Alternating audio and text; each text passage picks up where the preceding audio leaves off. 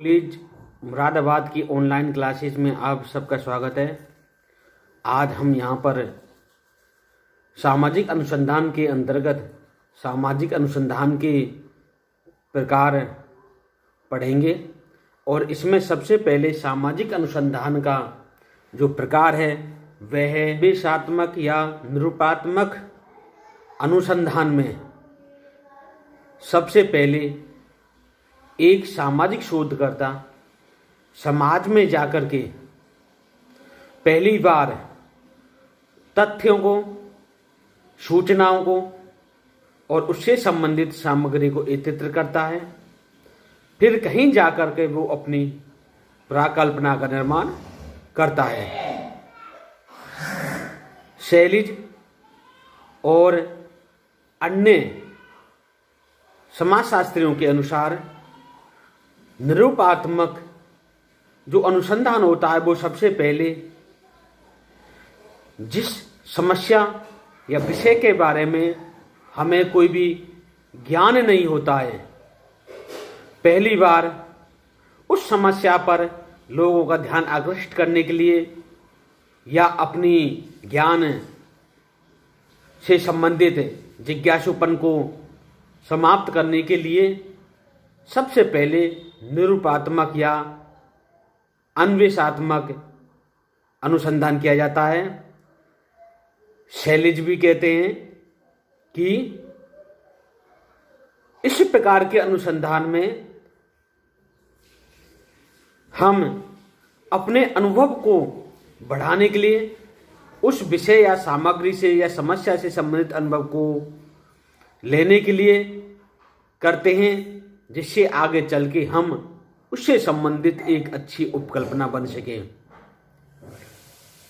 तो इस प्रकार एक अन्वेषात्मक या निरूपणात्मक अनुसंधान का मतलब होता है कि जब एक सामाजिक शोधकर्ता समाज में जाके पहली बार तथ्यों का संकलन करे, वर्गीकरण करे और विश्लेषण करे, उसे हम अन्वेषात्मक या निरूपणात्मक अनुसंधान कहते हैं।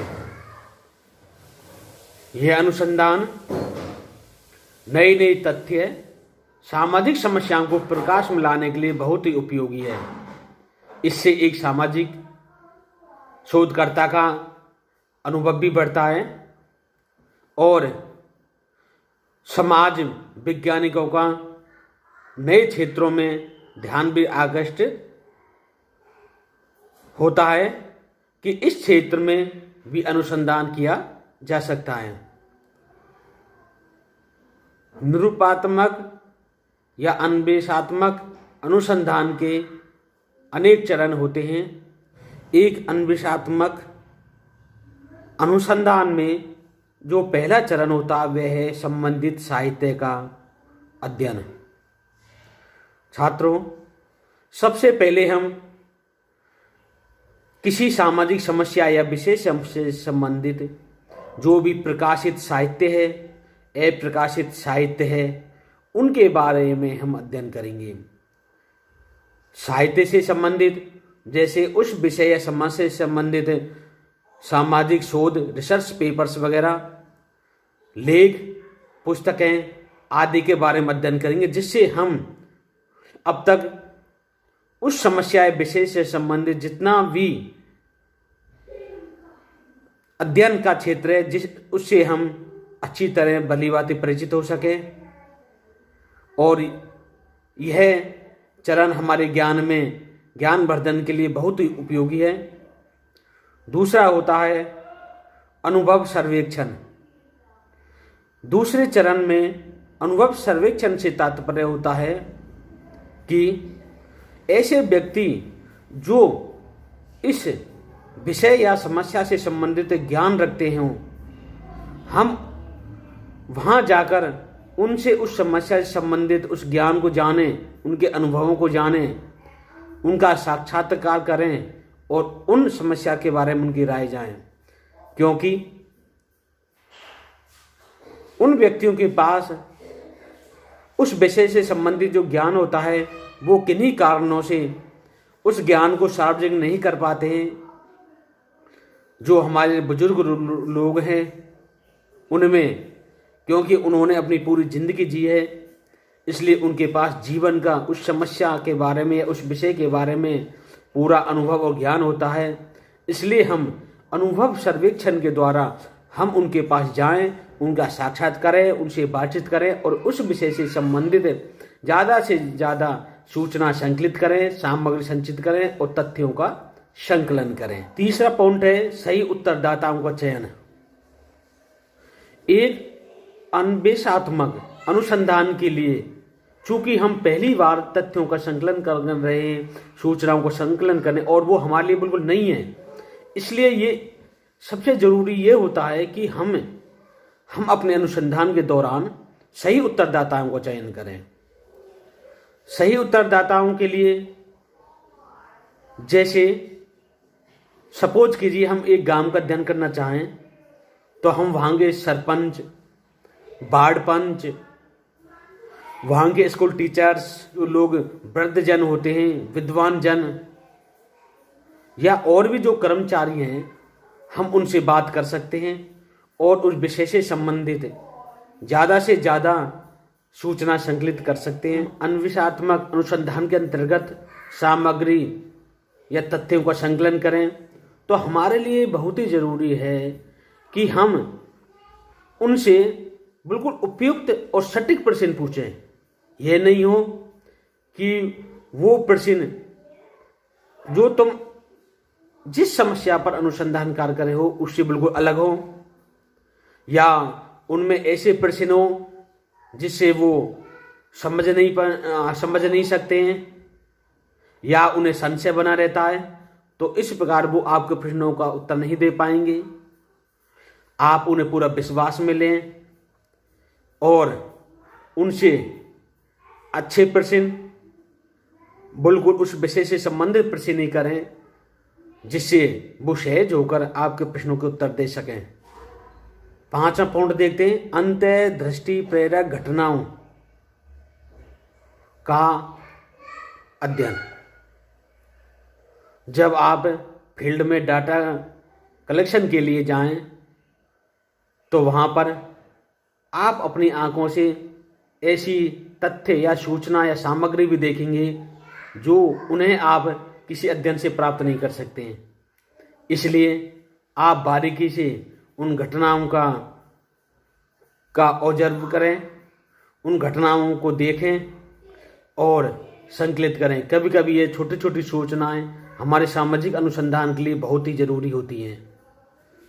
एक अन्वेषात्मक अनुसंधान का क्या महत्व होता है हमारे समाज में, अब हम यहाँ पर देखते हैं। एक सामाजिक अनुसंधान नई नई विषय और समस्याओं की ओर लोगों का और समाजशास्त्रियों का ध्यान आकर्षित करता है, जिससे सामाजिक अनुसंधान को बढ़ावा मिलता है। इसके अलावा उस विषय से संबंधित नई नई टेक्नोलॉजी, सामाजिक अनुसंधान की प्रविधियां भी विकसित होती हैं, जिससे सामाजिक अनुसंधान आसानी से किया जा सके। इसके अतिरिक्त हम सामाजिक अनुसंधान के द्वारा इस विषय से संबंधित समस्या में संबंधित यह अनुभव कर सकते हैं कि इसमें कितना धन खर्च होता है।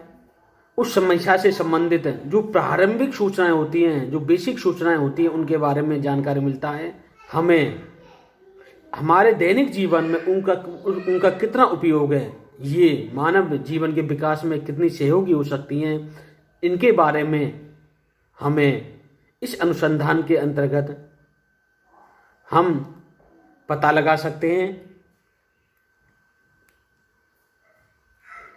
एक अच्छी प्राकल्पना बनाने में, हाइपोथेसिस बनाने में भी अन्वेषात्मक अनुसंधान बहुत जरूरी होता है। इसके द्वारा हम रिसर्च डिजाइन भी बना सकते हैं, जिससे हमारे सामाजिक अनुसंधान में बहुत सहायता मिलती है। तो इस प्रकार छात्रों, हमने यहाँ पर निरूपणात्मक अनुसंधान के बारे में यहाँ वर्णन किया, डिस्कस किया। अन्वेषात्मक अनुसंधान में पहली बार तथ्यों और सूचनाओं का संकलन किया जाता है ताकि उस समस्या के बारे में ज़्यादा से ज़्यादा सामग्री या जानकारी हमारे पास उपलब्ध हो। शैलीज और उसके साथियों ने कहा है कि एक अन्वेषात्मक अनुसंधान के द्वारा हम अनुभव प्राप्त करने की प्रक्रिया है जिससे हम सामाजिक अनुसंधान के लिए एक अच्छी सी परिकल्पना का निर्माण कर सकें। हमने यहाँ के चरण देखे। सबसे पहले संबंधित साहित्य का अवलोकन करेंगे, अनुभव सर्वेक्षण करेंगे, सही उत्तरदाताओं का चयन करेंगे, उपयुक्त प्रश्न पूछेंगे और अंतर्दृष्टि प्रेरक घटनाओं का वर्णन करेंगे। इसके अलावा हमने यहाँ सामाजिक अनुसंधान के महत्व में पढ़ा, जैसे यह मानव जीवन में इसकी कितनी व्यवहारिकता है, इसका महत्व इसके बारे में बताता है। इसके अलावा यह पहली बार तथ्य सूचनाओं को एकत्रित करता है जिससे हम उस समस्या या विषय के बारे में ज़्यादा से ज़्यादा जानकारी प्राप्त होती है। ये आगे के लिए सामाजिक अनुसंधान के लिए प्राकल्पना और अनुसंधान प्रारूप का निर्माण भी करता है। हमें उस समस्या से संबंधित ये भी पता चलता है कि इस सामाजिक अनुसंधान के लिए कितना समय, धन आदि चाहिए। तो इस प्रकार छात्रों हमने यहाँ निरूपणात्मक अनुसंधान के बारे में पढ़ा। आशा है आपको ये टॉपिक समझ में आया होगा।